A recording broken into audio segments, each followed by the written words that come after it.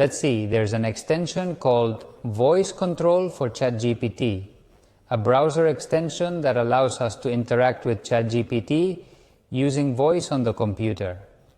Here, I have a ChatGPT, and you'll notice there's no voice option because the voice interaction is available with ChatGPT Plus on mobile. If I search for voice control for ChatGPT in Spanish on the internet, I come across this extension.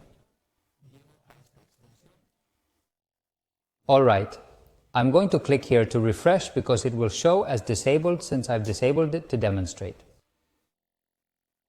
the difference between with and without it enabled. Now I'll refresh this page. And you'll see that I have a small microphone here that works in both ChatGPT 4 and ChatGPT 3.5. Alright, if I click here, I could give voice instructions, but currently I don't have access to the microphone of the computer I'm using. So you'll see an error. But I can speak to it, and it understands me also. Right now, I have it activated. This is to disable the voice, here is to enable it. I can select the language, I want Spanish from the different languages, and here in the options, I can set the voice speed. By default, it uses Google's voice, but if I have some installed on the operating system, the system might use Microsoft's voices, which in this case are much worse. Okay, let's try. Let's ask it to do a story. A children's story. A short story about a princess. And a witch. Alright.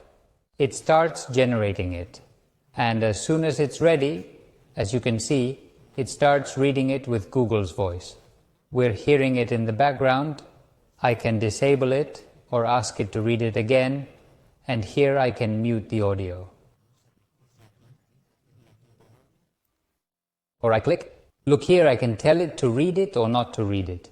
Well, we are going to stop it. And with this, I've told you about the extension that allows us to interact with voice from the computer with ChatGPT, whether it's the free version or the paid one.